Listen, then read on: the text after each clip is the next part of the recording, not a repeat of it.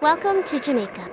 Yeah man, greetings everyone, Stewie again. Did I save the big guns for last? The mighty CH-53E Super Stallion. This colossal giant helicopter for many decades held the title of the US military's biggest helicopter. This video is gonna be an interesting, informative, entertaining one which you must watch to the end. We'll take you through the deep waters of information surrounding the US military operations while they were in Jamaica. How many helicopters were the US military operating in Jamaica? What type of helicopters? Which divisions did they originate from? Where did they come from?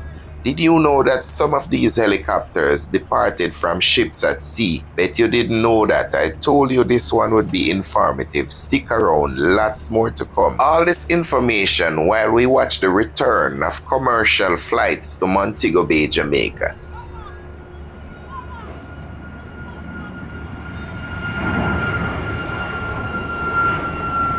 On this channel, we love the sounds of jet engines, so we never speak over the sound of a jet engine or the voice of our air traffic controllers or pilots. So bear that in mind when you watch this video, as you'll hear me break at intervals when either of these is happening. With that said, let's dive into the deep waters of information to help you understand this better. We'll start at how an operation of this magnitude begins and who are the agencies involved. On the request of the Jamaican government for disaster relief assistance to their counterparts in the US government. The mission was led by the US Department of State, with the military aspects being handled by the United States Department of Defense. The United States Department of Defense has 11 unified combatant commands which are responsible for different geographical locations. Jamaica's geographic location falls under the responsibility of the US Southern Command, or southcom for short.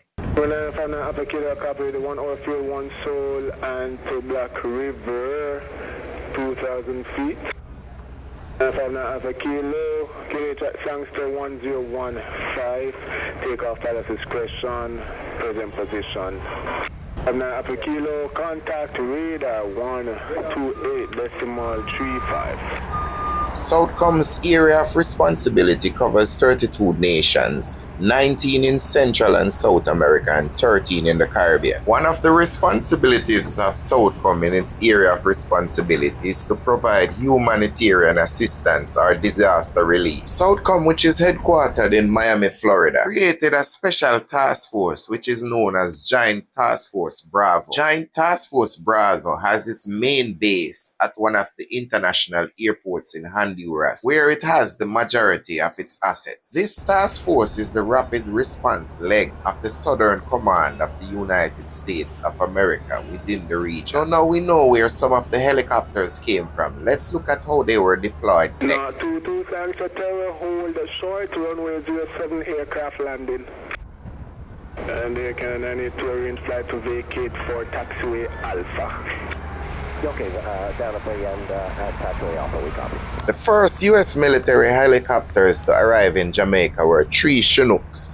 These were from the 1st Battalion of the 228 Aviation Regiment, carrying 40 service members and supplies as part of the immediate life-saving and humanitarian support. All this would have been done with the collaboration of the Jamaica Defense Force. By this time, it was obvious the destruction left in the wake of Hurricane Melissa was overwhelming. Additional assets were needed, hence the arrival of 3 UH-60 Black Hawks, bringing along additional personnel and supplies. Then came the 3rd Detachment, the big guns, the CH-53E Super Stallion. This time around, the US Southern Command has flexed its muscles and pulled assets from the marine interests already in the region, in the form of 3 Super Stallions directly from the deck of the USS San Antonio to the shores of Jamaica. This brought the numbers up to a total of 9 US military helicopters operating in Jamaica. Another vital piece of equipment which I saw operating in the skies of Jamaica also was the NOAA aircraft. It was here by daybreak the morning following the storm and came down from Grand Cayman every morning. It was doing surveillance work in the area. The NOAA aircraft has a lot of equipment on board, and I am almost sure that it was vital in identifying some critical areas which the helicopters responded Two to. on times when on a vacate via Alpha when clear contact ground 1217. Canada 918.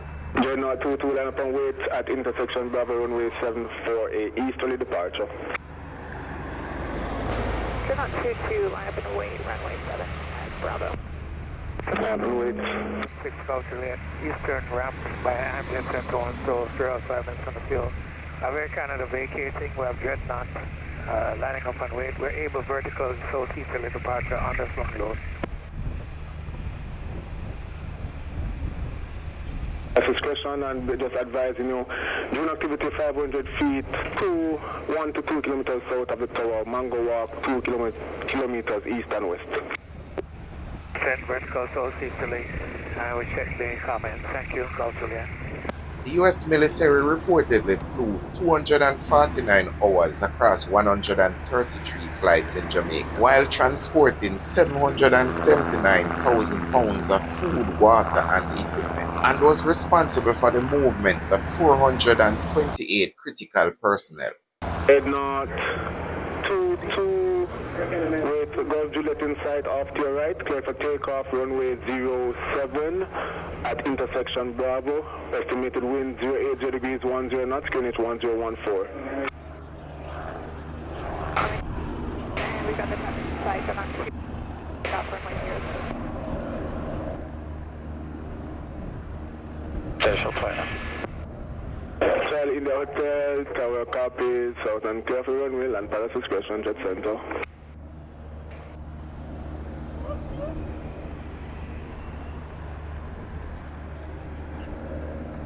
Afternoon 90 Yankee Alpha dispatchable. 0 Yankee Alpha, Sangster Tower, continue approach runway 7. Runway 7, 90 Yankee Alpha.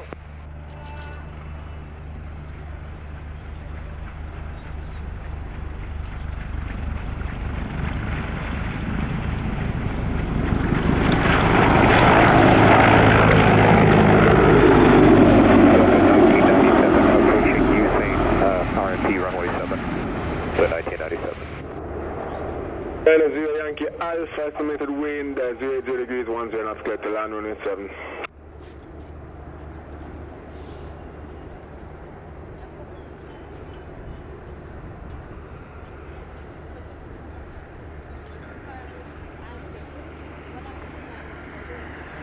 Have helicopter traffic on the ground at the convention center. They're restricted to 400 feet and below.